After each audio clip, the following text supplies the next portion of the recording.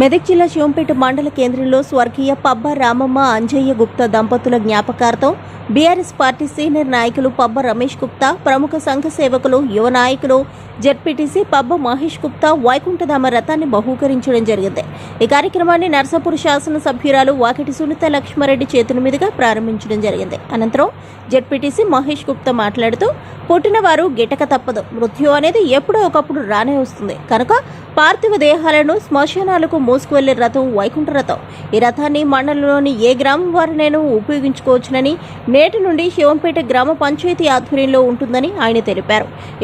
ఈ కార్యక్రమంలో మాజీ గ్రంథాలయ చైర్మన్ చంద్రగౌడ్, మండల పార్టీ అధ్యక్షులు రాజా రంగగౌడ్, గ్రామ మాజీ సర్పంచ్ పత్రాల శ్రీనివాస్ గౌడ్, పద్మ వెంకటేష్, లక్ష్మీ నరసయ్య, శ్రీనివాస్ గౌడ్, వివిధ గ్రామాల నాయకులు, కార్యకర్తలు పాల్గొన్నారు.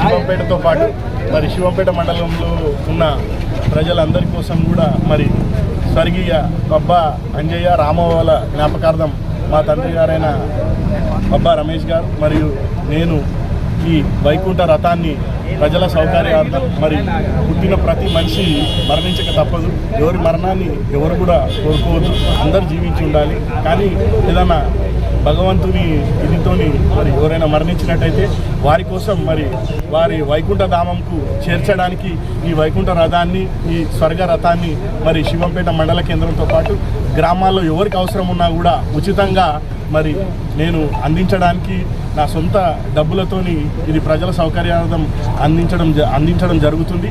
ఇది శివంపేట గ్రామ పంచాయతీ ఆధ్వర్యంలో ఉంటుంది.